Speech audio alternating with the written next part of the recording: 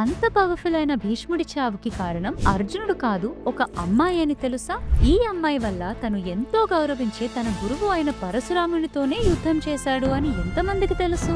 కాశీరాజు తన ముగ్గురు కూతుర్ల కోసం పెట్టిన స్వయంవరంలో అందరూ రాజులని ఓడించి భీష్ముడు ఆ ముగ్గురు యువరాణులను తన తమ్ముడు విచిత్రవీర్యకిచ్చి పెళ్లి చేద్దామని హస్తినాపురంకి తీసుకెళ్లిపోతాడు. కానీ అంబ మనసులో సెల్వరాజు ఉన్నాడు అని తెలుసుకుని తనని సెల్వరాజు దగ్గరికి రాజ్య మర్యాదలతో పంపించేస్తాడు. కానీ సెల్వరాజు అంబని తిరస్కరించగా బాధతో తను తిరిగి భీష్ముడి దగ్గరికి వెళ్లి తనని పెళ్లి చేసుకోమని అడగగా భీష్ముడు తాను ఆజన్మ బ్రహ్మచారిని అని, అంబ మనసులో ఒకరిని పెట్టుకుని మరొకరిని పెళ్లి చేసుకోవడం ధర్మం కాదు అని భీష్ముడు సున్నితంగా తిరస్కరించగా అంబ తన రాజ్యానికి తిరిగి వెళ్లలేక బాధతో ఒక ఆశ్రమం దగ్గరికి వెళ్తుంది. అందులో ఒక ఋషి అంబ వాళ్ళ గ్రాండ్ ఫాదర్. అతను అంబని చూసి బాధతో పరశురామ అనే ఒక గొప్ప గురువు ఉన్నాడు, అతను భీష్ముడికి గురువు, అతని దగ్గరికి వెళ్ళు, నీకు సొల్యూషన్ దొరుకుతుంది అని అంటాడు. అంబ వెంటనే పరశురామ కోసం అడవిలోకి వెళ్లి అతన్ని కలిసి జరిగింది మొత్తం వివరించి తనకి న్యాయం కావాలి అని కోరుకుంది. అంబకి ఇచ్చిన మాట కోసం పరశురామ హస్తినాపురానికి వచ్చి భీష్ముడితో